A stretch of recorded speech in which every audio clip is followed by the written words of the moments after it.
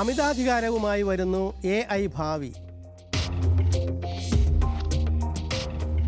വിദ്യാർത്ഥികൾക്ക് തെറ്റായ സന്ദേശം. അറിവല്ല പ്രധാനം, അറിവുണ്ടെന്ന് ഭാവിക്കലാണ് പ്രധാനം. യഥാർത്ഥ കഴിവല്ല പുറമേക്ക് തോന്നിക്കലാണ് പ്രധാനം എന്ന സന്ദേശം ഒരു യൂണിവേഴ്സിറ്റി നൽകരുതായിരുന്നു എന്നാണ് പറഞ്ഞു വന്നത്. അതേസമയം ഈ സംഭവം ധാരാളം ചിരിക്ക് വക നൽകി.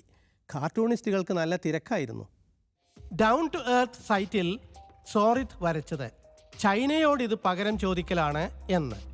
നമ്മുടെ ഭൂമി അവരെടുത്തില്ലേ, അവരുടെ നായയെ നമ്മളെടുക്കും. ആലോക് വരച്ചതും അതേ ആശയം. ഭൂമി പിടിച്ചെടുത്താൽ നായയെ പിടിച്ചെടുക്കും. മെയ്ക്ക് ഇൻ ഇന്ത്യ എന്ന ആശയത്തിന് അവഹേളനം. AI ഉച്ചകോടിയോട് യന്ത്രനായ ചെയ്തതും അതുതന്നെ. കാർട്ടൂണിസ്റ്റ് സുബ്ഹാനി ടെക്നോളജി ഉച്ചകോടി പോലും രാഷ്ട്രീയക്കാർ കൈയടക്കുന്നതിനെ പരിഹസിക്കുന്നു. AI-യും റോബോട്ടും ഇവിടെ നിൽക്കേണ്ട, മന്ത്രിമാരും MP-മാരും ഒക്കെ വരുന്നുണ്ട്. അധ്വർയു വരച്ചത് ഡോഗിനെ സൂക്ഷിക്കുക. ഡ്രാമ, ഓപ്റ്റിക്സ്, ഗിമിക് എന്ന ഡോഗിനെ. നാടകം, കെട്ടുകാഴ്ച, തട്ടിപ്പ്. ഈ നായ കുരക്കുന്നത് ചൈനയിലെ മാൻഡാരിൻ ഭാഷയിൽ ആണ് എന്ന് സതീഷ് ആചാര്യ. ഇത് സാനിറ്ററി പാനൽസ് കാർട്ടൂൺ. അഭിവാദ്യം ഹിന്ദിയിൽ, പ്രത്യഭിവാദ്യം മാൻഡറിനിൽ. വ്യാജ നിർമ്മിതിയിലെ കഴിവ് കണ്ട് സായിപ്പ് ചോദിക്കുന്നു, ആഗോള ഡീപ് ഫേക്ക് ഗവേഷണത്തിൻ്റെ മേധാവിയാകാമോ എന്ന്. സജിത് കുമാർ വരച്ചത്. എന്തിനേറെ 10 കൊല്ലം മുൻപത്തെ ഈ വാർത്താ തലക്കെട്ട് പറയുന്നു, നമ്മുടെ മെയ്ക്ക് ഇന്ത്യ ലോഗോ ഉണ്ടാക്കിയത് വിദേശ കമ്പനിയാണെന്ന്. അപ്പോൾ കാർട്ടൂൺ വരച്ച് സങ്കടം തീർക്കുകയേ വഴിയുള്ളൂ. കാർട്ടൂണുകൾ ഇനിയുമുണ്ട്, പക്ഷേ ഗൗരവപ്പെട്ട ഒരു മറുവശവും AI ഉച്ചകോടിക്കുണ്ട്. ആർട്ടിഫിഷ്യൽ ഇൻ്റലിജൻസ്, കൃത്രിമ ബുദ്ധി, കൃത്രിമം കാട്ടാനുള്ള ബുദ്ധി മാത്രമല്ല, അത് അമിതാധികാരത്തിലേക്കുള്ള താക്കോൽ കൂടിയാകും. വാഷിംഗ്ടൺ ആസ്ഥാനമായുള്ള NGO ആണ് CSOH, centre for the study of organised hate. സംഘടിത വിദ്വേഷ കുറ്റങ്ങളെപ്പറ്റി പഠനം നടത്തുന്ന ഈ സ്ഥാപനം ഇന്ത്യയിലെ AI ഉച്ചകോടിയുടെ ദൂരവ്യാപക പ്രത്യാഘാതങ്ങളെപ്പറ്റി ഇൻ്റർനെറ്റ് ഫ്രീഡം ഫൗണ്ടേഷനുമായി ചേർന്ന് തയ്യാറാക്കിയ റിപ്പോർട്ട് ജനാധിപത്യ വിശ്വാസികളെ ആശങ്കപ്പെടുത്തുന്നതാണ്. ഉച്ചകോടിയുടെ പ്രഖ്യാപിതമായ ഉദാത്ത ലക്ഷ്യങ്ങളല്ല ഇന്ത്യയുടെ യാഥാർത്ഥ്യമെന്നും വിവരാവകാശം ഇവിടെ കുറഞ്ഞുകൊണ്ടിരിക്കുന്നുവെന്നും റിപ്പോർട്ട് ചൂണ്ടിക്കാട്ടുന്നു. ഉച്ചകോടി ശാക്തീകരിക്കുക ജനസമൂഹങ്ങളെയാണോ അതോ ഭരണകൂടങ്ങളെയോ? ജനാധിപത്യ ബോധമില്ലാത്ത, ജനങ്ങളിൽ നിന്ന് എല്ലാം മറച്ചു വയ്ക്കുന്ന അധികാരികൾക്ക് AI-യുടെ രഹസ്യ നിരീക്ഷണ ശേഷി കൂടി ലഭിച്ചാലോ?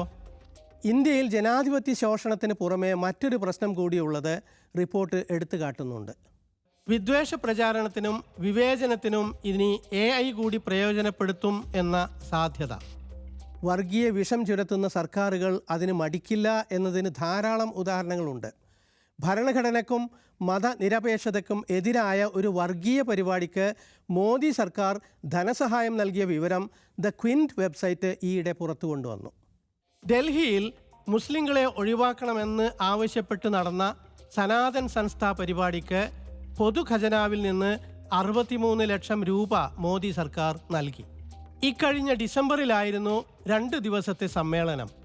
മുസ്ലിങ്ങളിൽ 25% പുറത്തെറിയണം, അതിന് കൂട്ട മതപരിവർത്തനവും കൂട്ടപ്പുറത്താക്കലും നടപ്പാക്കണം എന്നൊക്കെയാണ് യൂണിയൻ സംസ്കാര മന്ത്രാലയവും ഡൽഹി ടൂറിസം മന്ത്രാലയവും സഹകരിച്ച പരിപാടിയിലെ മുദ്രാവാക്യങ്ങൾ.